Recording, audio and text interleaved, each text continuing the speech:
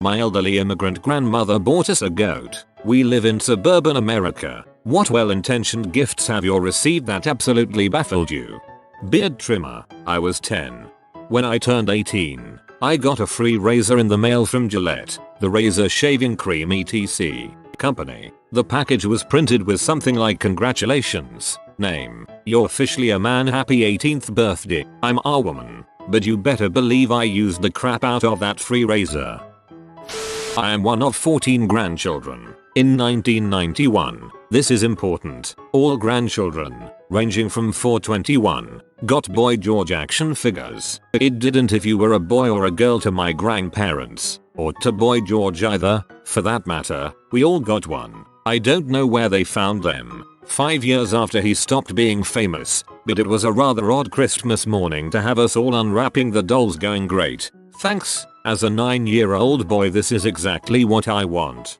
I don't know where they found them, 5 years after he stopped being famous. Probably at some discount store that sells remainder merchandise, like Big Lots. They were probably dirt cheap, and since they probably didn't look as gendered as Barbie or G.I. Joe, your grandparents might have figured it would be appropriate for everyone. When I was 12, my uncle bought me a Christmas present. He lives on the other side of the planet, so I never really meet him, but he always sends me presents and cards etc. So I opened my present this one Christmas and it was a box full of XL condoms, and there was a note inside that said "Big Johnny's for Big Johnny. My name's John." Guess it would be more creepy if it was an uncle that lives across the street. My nan got my deaf cousin an MP3 player because maybe the headphones will put the sound right in his ear. I don't even know if there's any accidental logic to that. Chicken soup for the teenage soul. I was 13 when first received, then got the same copy for Christmas, 23 days after my birthday, and went on to get 8 more copies from the same grandma. As a child, I would constantly be in the woods fishing. It was almost a daily thing. I was probably 10-12. My grandfather is pretty much completely out of my life at this point. Lots of reasons, but at this point he was trying a little to be involved in me and my brother's lives. I'll give him credit. He did try. However, one Christmas, he gives me and my 2 brothers, aged 7 and 5, these huge, massive freaking tackler boxes. Between the 3 of us, we maybe had 2 lures and a few poles. These things were almost as tall as my youngest brother, and had more room than an earnest everyday angler could hope to fill. We're talking like the tackle box for a deep sea fishing boat. Why did he get us 3 when 1 would have easily been enough for our combined childhoods? I'll never know. Most use mine never got, holding up plant seedlings to sprout in a higher window. That's kind of sad.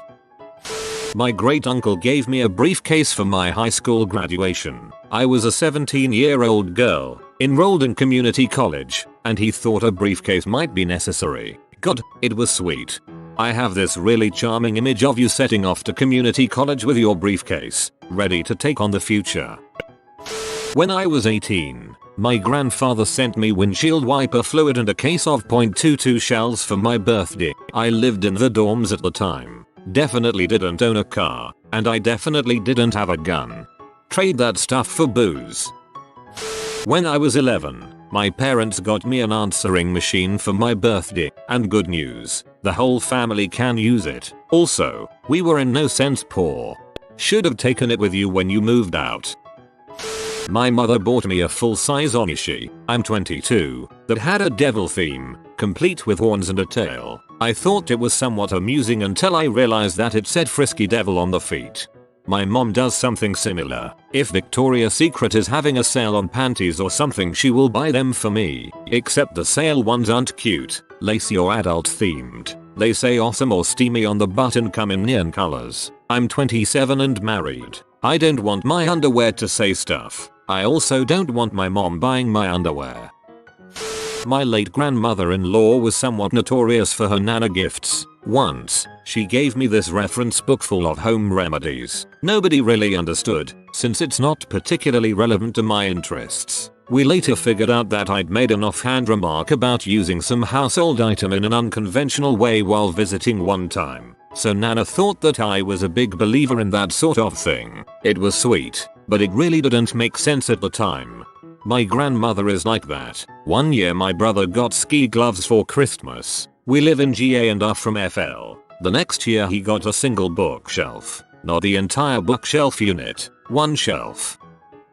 Every year, I tell my mom not to buy me clothes because we don't have the same style and nothing she buys ever fits me. Every year, she insists on getting my size anyway. I give her my size, including variations for different stores that run small large, with explicit instructions that this is my size and this is what will fit me. Every year, without fail, my mom gives me clothes that are several sizes too big. I ask why she bothered asking for my size, and she tells me she looked at my size and it didn't look like it would fit. This has happened every year for about 10 years now. TLDR. My mom thinks I'm super ultra fat and I'm only regular fat.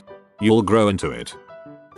Looking back on it, I think my parents thought I might be gay. The signs were there. I was in theater, hung out with girls but had no girlfriends, loved musicals, and never seemed interested in dating. Truth be told, I didn't have a life that supported a girlfriend, and I had lower than average libido for a teenager. For my 15th birthday late 1983, my dad gave me a pin-up calendar in front of my mom. Both looked like, "You like it? It's okay, right?" I thought I would die. It was so typically an 80s nudie calendar. 2 girls wore huge floppy hats, neon-colored high-heeled stilettos, shutter glasses, playing volleyball in front of palm trees and lying on chaise lounges in Beverly Hills. 90120. I wish my mother lived long enough to know I married and had a kid. Oh well. They should have taken you to see the steel workers as an example of manliness. My mother bought me a mortar and pestle for Christmas when I was 11. I mostly used it to smash up lipstick and Vaseline to make homemade lip glosses, so at least it went to use, but it was a strange gift nonetheless. If you still have it, that was one of the best presents I've received. I now grow lemon balm, mint, aloe, etc. and make remedies as well as yummy tea. Mint and aloe are great for bug bites, sunburn, and scrapes.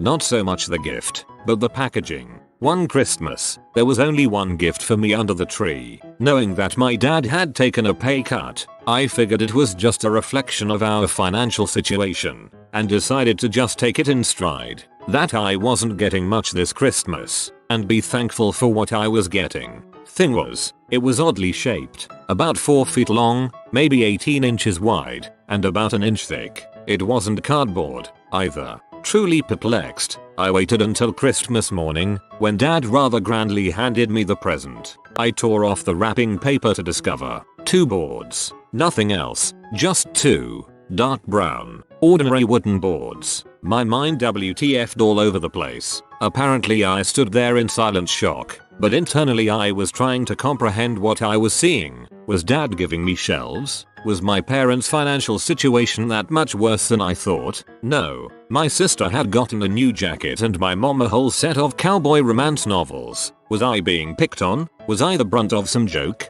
Had they forgotten about me? Apparently I stared at them long enough for my dad to get concerned. Then he laughed. He turned the boards around, so I could see the latches that held them together. Upon opening the latches, I realized the boards were hinged, and inside, resting on dark purple velvet, was my very own sword. My whole family is involved in the scar, so a sword wasn't an odd gift. I'll admit there was relief that I was getting something special, but there was also a lot of laughter at my misinterpretation. To this day, 15 years later, anytime my parents get me a gift, I joke about making sure it's not shelves or a cupboard or something. My grandmother cross-stitched an angel, framed and festooned with ribbons and whatnot. She's extremely talented. It's beautifully made and a lovely sentiment. Despite being an atheist, I display it in my home to remind me of my grandma than anything else. My other grandma gave me a copy of Dr. Phil's Family First. I sold it at a garage sale. When I was a wee tinny horse, my mother wrapped a Beanie Baby inside a tissue box so that the present would have shape. When I opened it, I saw the tissue box, but not the Beanie Baby. I flipped my crap. Not because I was upset. Mind, I was just at that age when literally any present is exciting. So I was delighted to have a box of tissues. I picked it up and ran around the house showing off my new Christmas Kleenex to my cats. My mother, bless her heart, actually looked guilty when she had to explain to me that there was a present inside the box. For Christmas, my grandmother gave me an enormous red velvet bow that was motion activated to play. It's beginning to look a lot like Christmas. I'm a guy and I was 17 years old at the time. That's kind of awesome, at least in my mind. When I was in high school, can't remember what year, our school did a Candy Grams fundraiser for Halloween. For $1, you could have a Tootsie Pop with a tissue over it to look like a ghost sent to someone, or to yourself. So I was sitting in homeroom, not expecting to get one, and lo and behold, someone had sent one to me, completely anonymously, no name, no note, no rhyme or reason. I couldn't even guess who it might have been. To this day, I still don't know who my very secret admirer was. It was probably a teacher, not in a creepy way. Sometimes teachers will send those to students that they think would really appreciate it or who they don't think would get one otherwise. When I was maybe 8 or 9 and I hadn't gone through puberty yet and was still very skinny, a friend in the family gave me a bra. A huge, lacy, D-sized bra. No one could figure out how she thought that was an appropriate present. Come 5 or so years later it fit me perfectly. Was pretty weird. Clearly it was an enchanted brassiere. One Christmas a couple years ago, I asked my grandmother for a Jov Impars III for my PC. She bought me the game along with a CD player to play it on. At least you got AOE and a CD player. Every year, my grandma gifts me harmonicas. Unfortunately, I'm not a blues singer.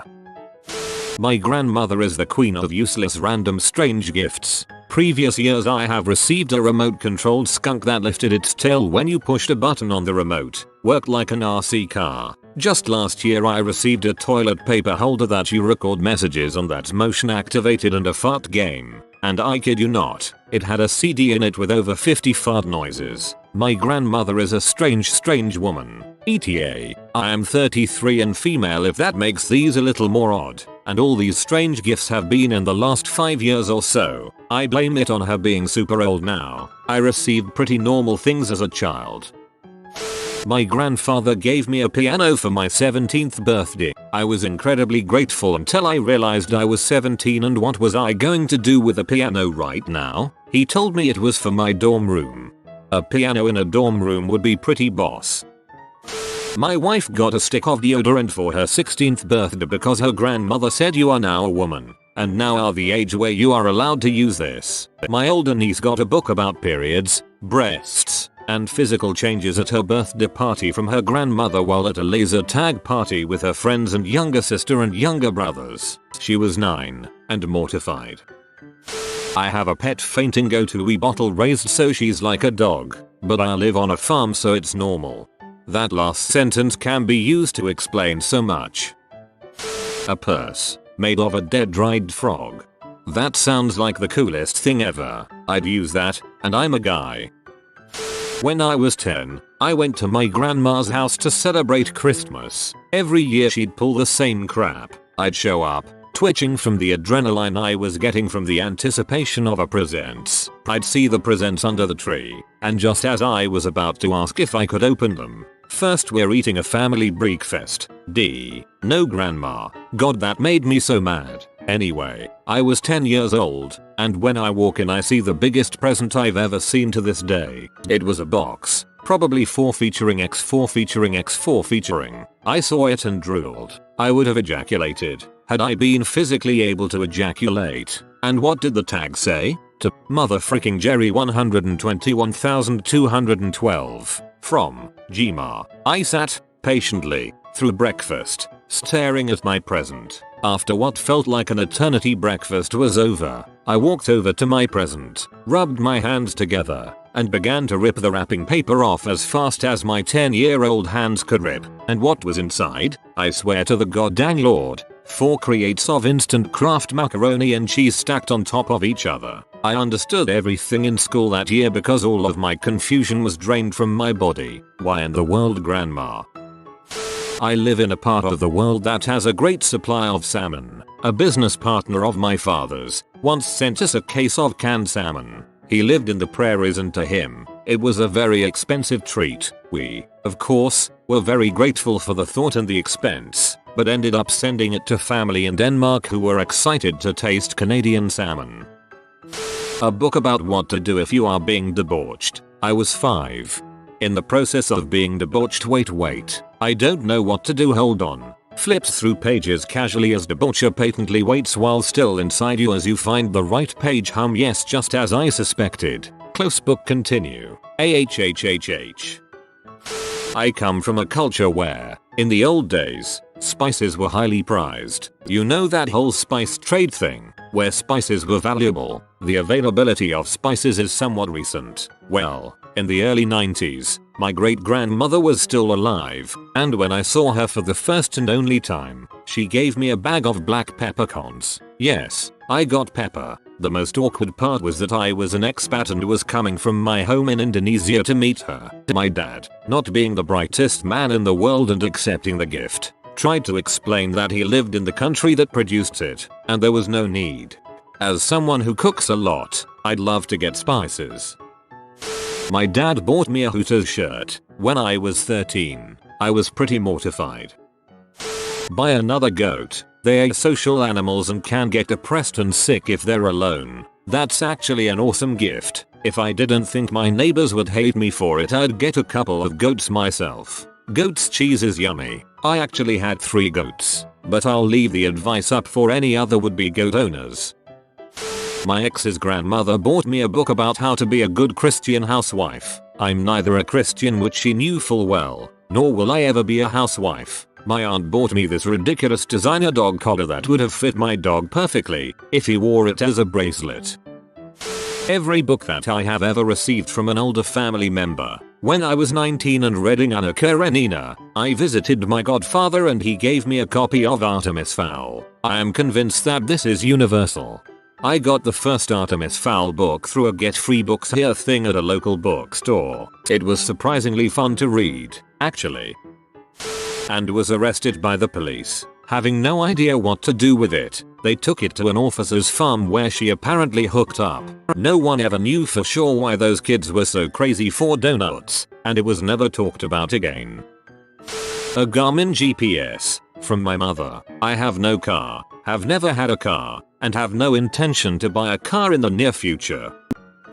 A goat is a more practical way of clearing brush than a power tool. A goat produces energy, or at least harvests it and converts into a usable form, while a lawnmower only depletes humanity's one and only reserve of liquid fossil fuel. Plus, goats reproduce themselves, with noticeable enthusiasm, which lawnmowers hardly ever do. OP doesn't describe his exact setup, but it seemed to work out well enough for everyone involved, despite not being well prepared or excited about becoming a goatherd. I'm not suggesting that everyone replace their lawnmowers with goats, only that we examine how dependent our lifestyle is on non-renewable resources, and how much our perceptions of normalcy have changed in 3 generations. So that a grandmother's common sense solution becomes a grandchild joke.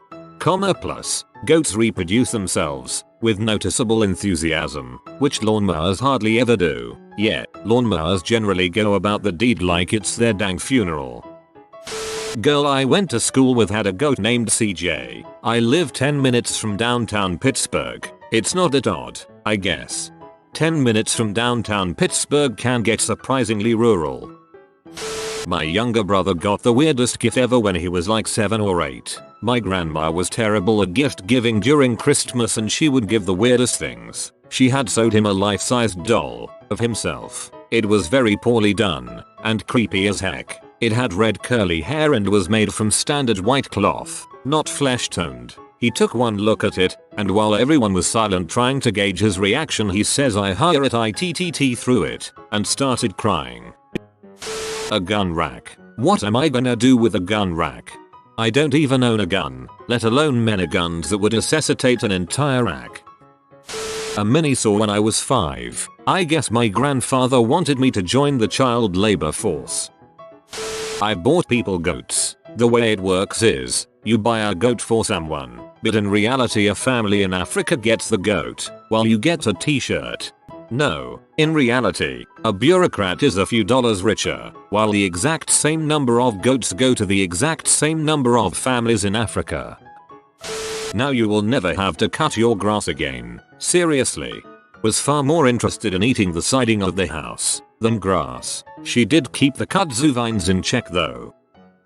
My story is similar to Arp's. This happened to my dad in the 1970s. His friend once went hunting and asked him if he wanted anything. My dad jokingly replied, "A piglet." He woke up the next morning to find a box with a baby wild boar in it. He lived in an apartment in the inner Sydney suburb of Paddington but decided to keep it anyway. He actually bought a leash and collar for it and would take it for walks in Centennial Park. It was only when it started growing tusks and creeping people out that he decided to hand it over to the zoo.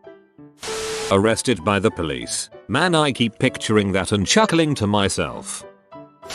This is a money dog. Upvote in the next 24 hours and money will come your way. If you are new to the channel, you can subscribe. I publish new videos every day. Until then, check out another video, or don't. Either way, have a great day you magnificent people.